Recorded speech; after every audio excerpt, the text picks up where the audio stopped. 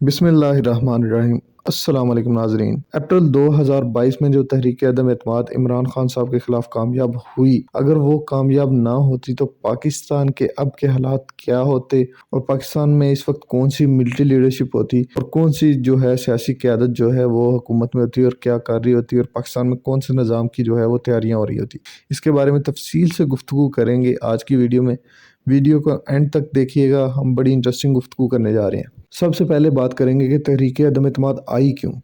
آپ کو یہ پتہ ہے کہ متعدد دفعہ پی ڈی ایم کے جو ہے مختلف رہنما وہ یہ بات جو ہے برملا اس بات کا اظہار کر چکے ہیں کہ یہ ساری تحریک عدم اعتماد جو ہے وہ ایک تعیناتی کے گرد جو ہے گھوم رہی تھی، یعنی کہ نئے آرمی چیف کی تعیناتی کے گرد۔ مسئلہ یہ تھا کہ خان صاحب کے فیورٹ یعنی کہ جنرل فیض جو ہے وہ سب پہ عیاں ہو چکے تھے اور سب کو پتا تھا کہ اگر نومبر میں جو ہے وہ خان صاحب کی حکومت ہوئی تو خان صاحب کس کو آرمی چیف بنائیں گے، اور وہ تعیناتی جو ہے ساری جو ہے سیاسی جماعتوں کے دماغ پہ سوار تھی، کیونکہ جو اپوزیشن پارٹیاں تھیں انہوں نے جنرل فیض کا جو ہے وہ کریکٹر کافی کلوزلی دیکھا تھا اسلام آباد میں، کس طرح وہ جو ہیں پی ٹی آئی کے پرپزز اور گولز کے لیے کام کر رہے تھے اور کس طرح انہوں نے جو ہے وہ اپوزیشن کو ٹھکانے لگایا۔ تو انہیں بڑا ڈر تھا کہ کہیں جنرل فیض جو ہیں وہ آرمی چیف نہ بن جائیں، اور اس بات کا جو ہے وہ اکثر پروگرامز میں اور ٹی وی شوز میں وہ برملا اقرار کر چکے ہیں کہ اس ایک تعیناتی کی وجہ سے جو ہے وہ تحریک عدم اعتماد لائی گئی۔ اب آ جاتے ہیں اس بات کی طرف کہ اگر تحریک عدم اعتماد کامیاب نہ ہوتی تو کیا ہوتا۔ سب سے پہلے تو جو ملٹری سیٹ اپ ہے، یعنی کہ جو ہماری فوجی قیادت ہے، اس میں جو نومبر میں تعیناتی بنی تھی، اس میں اگر خان صاحب تعیناتی کرتے تو دو چیزیں ہوتی۔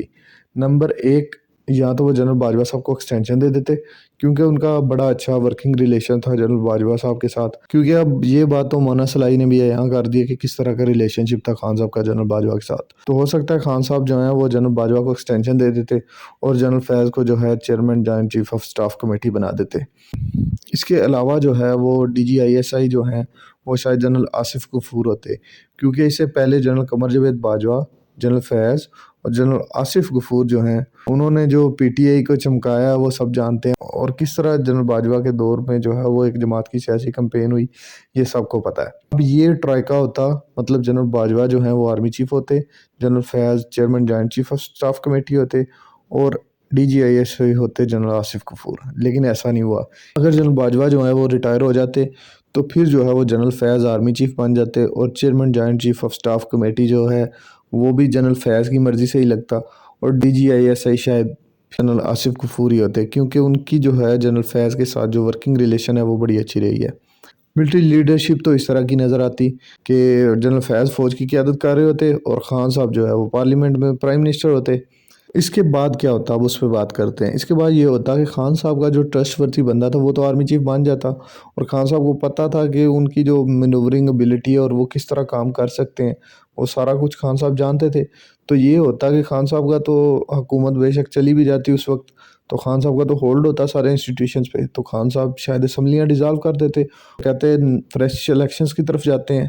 اور خان صاحب جو ہیں وہ اسمبلیاں ڈیزالو کر دیتے اور کہتے کہ فریش الیکشنز کی طرف جاتے ہیں، اور پھر خان صاحب کو جو ہے فریش الیکشنز میں دی جاتی 2/3 میجارٹی، اور خان صاحب جو ہیں وہ لپیٹ دیتے سارا نظام، کیونکہ خان صاحب نے تو اب برملا اقرار کیا کہ وہ پارلیمنٹری سسٹم کے خلاف ہے، تو وہ تو لے کے آتے پریزیڈنشل سسٹم۔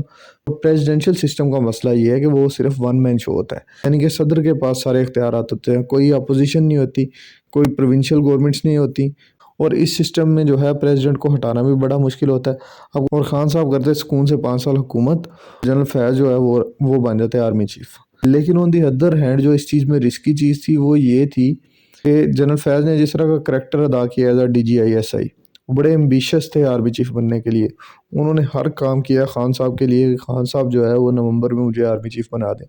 جتنی بھی رپورٹس آئی ہیں وہ یہی ہیں،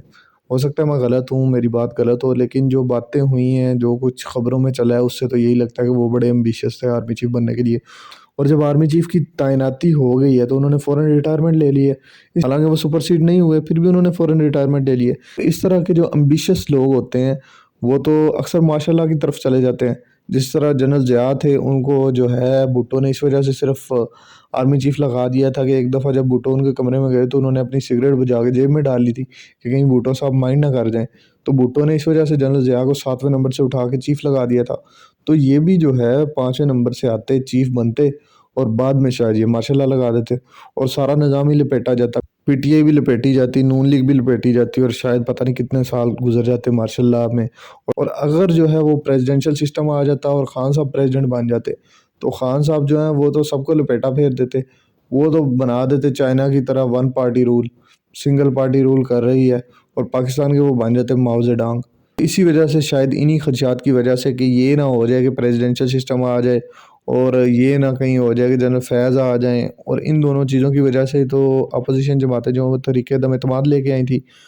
بخوبی اندازہ تھا کہ اگر خان صاحب نے نومبر والی تعیناتی کر لی تو ان کے ساتھ کیا ہوگا. اس وجہ سے وہ سارے جو ہے ایک جگہ پہ اکٹھے ہو گئے. انہوں نے سب نے اپنے ماضی بلا دیے، کوئی کسی کا پیٹ پھاڑنے کے دعوے کرتا تھا، اور کوئی کچھ کہتا تھا، کوئی کچھ کہتا تھا. لیکن وہ صرف اس نظام کو، پارلیمانی نظام کو بچانے کے لیے جو ہے سارے ایک سائڈ پہ اکٹھے ہو گئے. شاید پریزیڈنشل سسٹم جو ہے وہ پاکستان کے لیے بہتر ہوتا، لیکن خان صاحب نے جس طرح کی بات کی ہے کہ پریزیڈنشل سسٹم جو ہے وہ اس طرح کی سوسائٹیز میں کامیاب ہے جو سوسائٹیز ذرا لو ہیں، ایتھیکلی لو ہیں، مطلب جن کے اتنے اچھے اخلاق نہیں ہیں، اور جن سوسائٹیز کے اچھے اخلاق ہیں ادھر پارلیمنٹری سسٹم کامیاب ہے. تو شاید خان صاحب کو ہمارے اخلاق بڑے گندے لگتے ہیں، اس لیے وہ ہمارے جو ہے صدر بننا چاہتے ہیں اور پریزیڈنشل سسٹم لانا چاہتے ہیں تاکہ جو کم اخلاق والے لوگ ہیں ان پہ وہ صدر لگ سکیں. خان صاحب کو پتہ نہیں یہ اسٹیٹمنٹس کون لکھ کے دیتا ہے، عجیب و غریب جو وہ دے دیتے ہیں، اور بعد میں انہی کے لیے پرابلم بن جاتی ہے. خان صاحب کا خواب یہی ہے کہ ان کو جو ہے الیکشن میں 2/3 میجارٹی مل جائے، اور جو ابھی بھی خان صاحب کا خواب یہی ہے کہ ان کو الیکشن میں 2/3 میجارٹی مل جائے، اور جو نئی ملٹری اسٹیبلشمنٹ ہے وہ ان کا ساتھ دے، اور یہ جو پارلیمنٹری نظام ہے وہ لپیٹا جائے، اور ان کے اکیلے کے اختیار میں سارا کچھ آ جائے، وہ صدر بن جائیں، اور وہ جو چاہے کریں، ان کو کوئی پوچھنے والا نہ ہو. وہ جو ہے ماؤ زیڈانگ اور شی جن پنگ بننا چاہ رہے ہیں چائنا والے، اور ایک پارٹی ہو پاکستان تحریک انصاف پاکستان میں. ہو سکتا ہے خان صاحب کا یہ خواب بھی کبھی پورا ہو جائے، لیکن ابھی تو یہ پورا ہوتا ہوا نظر نہیں آ رہا، کیونکہ جب تک آصف زرداری اور نواز شریف لگے ہوئے ہیں اکٹھے ایک بینچ پہ بیٹھے ہوئے ہیں تو بڑا مشکل ہے یہ.